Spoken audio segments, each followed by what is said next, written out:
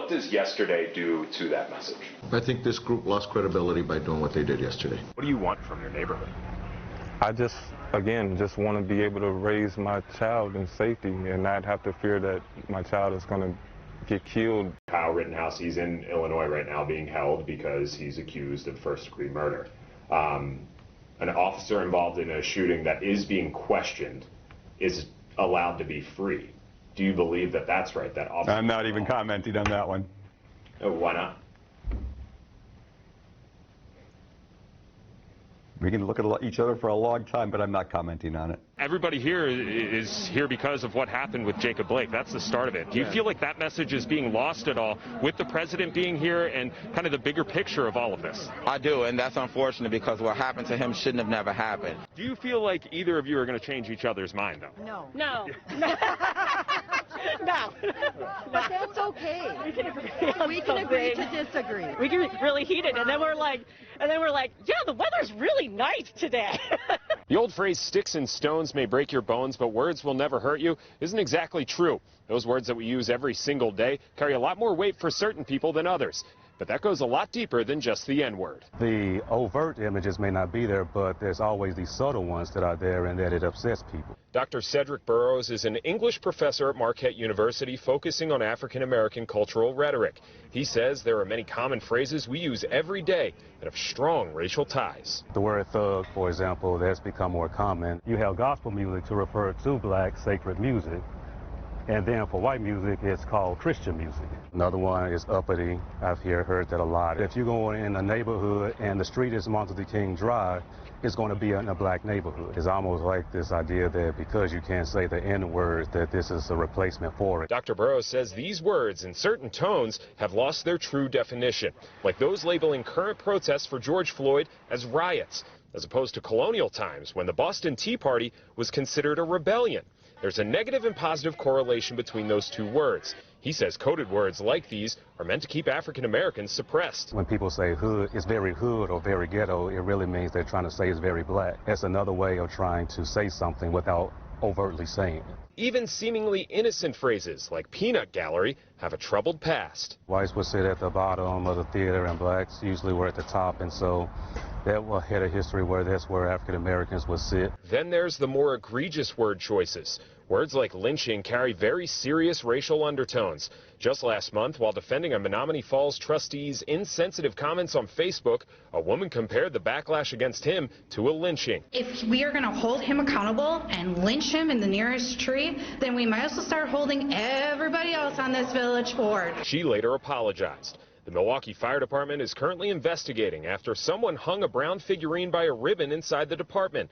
This is where the two words Burrows talked about come together. When a lot of black people were lynched, they actually would use that term uppity. They were acting uppity, that they didn't know their place. It's a poor choice of words. It's a case where people should be aware that those words do have racial history behind them, and people are just like, oh, I don't think so. But I'm like, but people should know better than saying those words, that those words are very loaded and very racialized as well. And there are phrases Burrows says are meant to instill a fear of black people. The whole idea of tough on crime, we have to protect ourselves, and there's always the idea like protect ourselves from who? It's a cultural understanding that you don't have to actually say it, but people know what you're talking about. Burrows says he frequently has conversations with people about their word choice to help them better understand. When I hear that, it's kind of like I hear their history.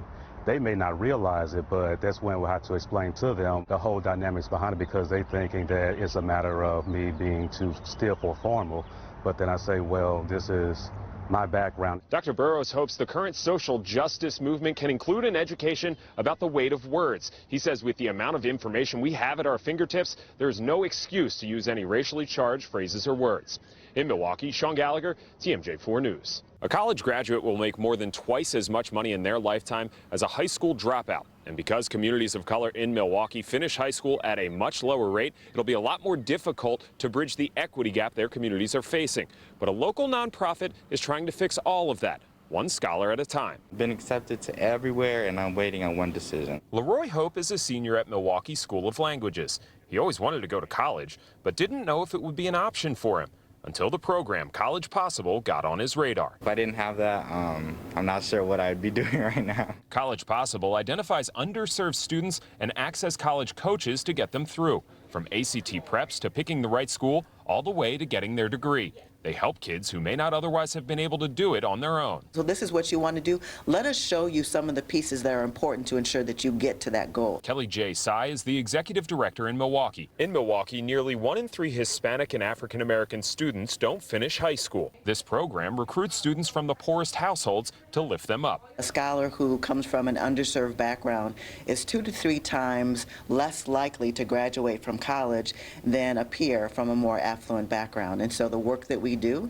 is to address that very real issue. The requirements are that students maintain a 2.0 grade point average and their household income is under $60,000. The median African American household income in Milwaukee is just over $30,000. Tsai says giving these students the push they need could make real change in the city. Education is a social determinant of health, and so those who have better education fare better in terms of issues having to do with poverty, having to do with housing. It really does touch all areas of society. The program started in Milwaukee back in 2008. Nearly 400 students have graduated from college since then, and they have about 1,500 currently enrolled, with even more coming. It could do a lot towards flipping the statistics.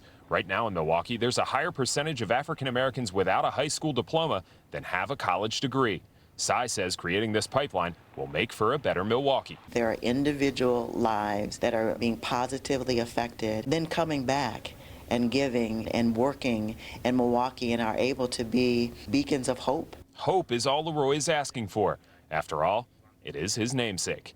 I kind of use my last name as my mantra, so yeah. College Possible definitely gave me some hope for going to college. College Possible says because of concerns of the education gap growing as a result of the pandemic, they're working with other local education partners who focus on students at lower grade levels. That way, as those students grow up, they know someone will be waiting to help them get to the next level.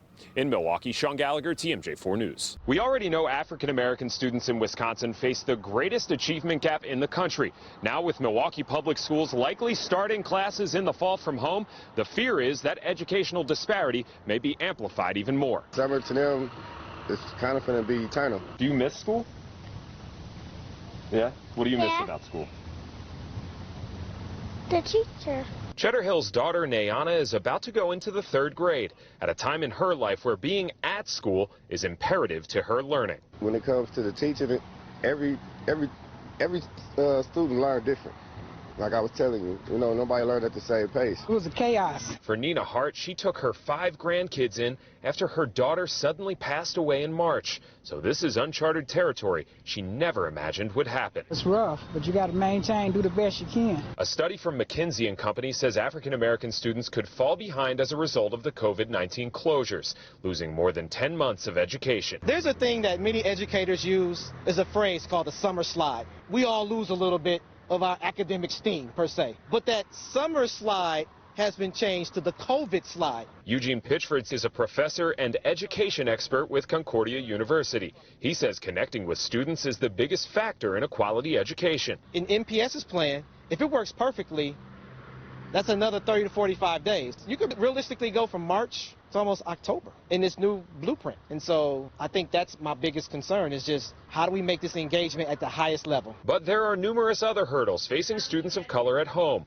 Families like Nina's struggle with reliable internet. I have a problem with it off and on. The best you can make do with what you got. More than 13% of black residents in Wisconsin do not have broadband internet access, compared to their white counterparts at under 6%. The MPS Foundation says about 5,000 students in the district do not have any internet access, but they've raised nearly $750,000 to make sure that isn't a factor in the fall. Any student, any parent that comes to them and says, hey, my connection's not reliable, we can get them that device, and it has 12 to 24 months of coverage depending on which way we need to go as things progress. Pitchford says as much as having the technology helps, he pushes all educators to get creative in their approach and remember the child. We check in. We have to check in with our students. How you doing today? What's going on? What are the barriers that you are having that have nothing to do with education? Because if we could talk about these things, if I could get that out of you, I could teach you. Breonna Taylor, we were told to say her name, so today we did just that to see how people would respond. Have you heard the name Breonna Taylor? Don't film me. Okay. I can't. All right. Can you not Sure, yeah, Put me on film. I would be happy to talk. I don't want to be on TV. This was a common theme today in Whitefish Bay. Privately, multiple people told me they support the movement against racial injustice, but declined to do so publicly. The demand for justice is really important, and I absolutely support the protests. I understand where they're coming from. Burns Healy felt compelled to talk with us about Breonna Taylor, but he understands why some may still not feel comfortable doing so. I understand that people are concerned for their safety or for retribution. It's just, it's a tough time all across the board. I understand people respecting their own privacy there. But white people getting out of their comfort zone, speaking out publicly, and being an ally is exactly what people of color say they need, especially in times like these. How do we put other people into that? People have to be compassionate. People have to be empathetic to the struggle and to the fight of justice for others in order to get them involved. Khalil Coleman is one of the founders of the People's Revolution. The group has marched in and around Milwaukee calling for racial justice for months. Our white allies, who's working to write letters, more of our supporters now are working behind the scenes, writing letters, phone calls, supporting with supplies. Coleman believes the portrayal of the protests by media are partly to blame for more people not coming forward to support their cause. And I think people are just more reluctant now because they know that media isn't necessarily telling a fair and just story, so people just don't want to speak. He says any reporting that doesn't focus on the root cause fueling the protests only dilutes the actual message. I think we still have a lot of supporters who aren't black, but I think a lot of people are just very more cautious now because they don't want to be seen in the news, as a protester, right? They don't because you're being targeted now. That said, Coleman appreciates the diverse support he and others in Milwaukee have received over the last few months. He hopes more allies can take the next step to help change move forward. We do need more people to start speaking out. We need more people to start talking about why you should be standing up and how it is inclusive. How, an injustice to one is an injustice to all. The group's goal is to march for 201 days, which is one day longer than the fair housing marches in the 60s. But Khalil knows in that amount of time, they may start to lose some steam. But whenever the next movement hits, he knows he'll be there. And he hopes that he has plenty of white allies on his side.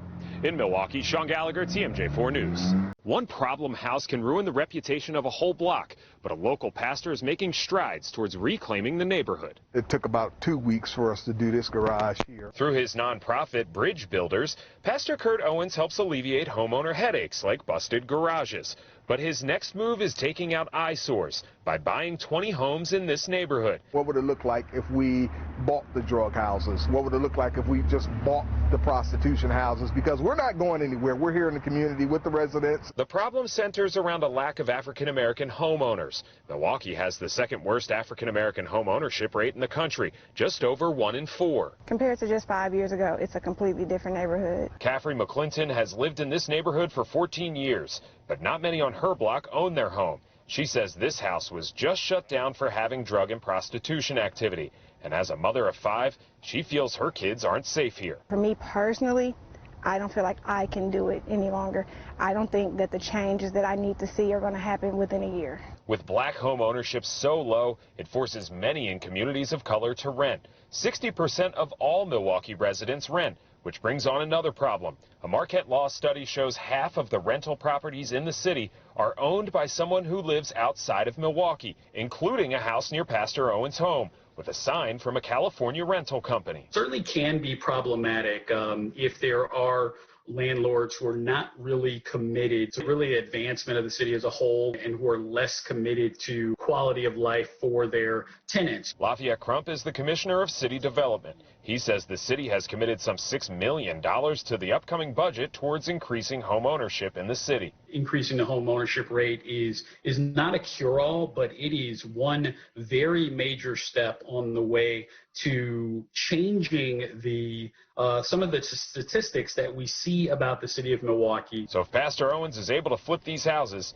he feels even changing one could make the difference. It only takes one problematic house for gunshots to start ringing, and so no, I think it would do us all the good in the world if we're able to turn this property into a homeowner that can simply be invested in our community as opposed to taken away from it. The money Pastor Owens is raising towards purchasing the 20 homes will be within a few blocks of each other. He says keeping the effort concentrated to a smaller area will pay dividends towards the future of the neighborhood.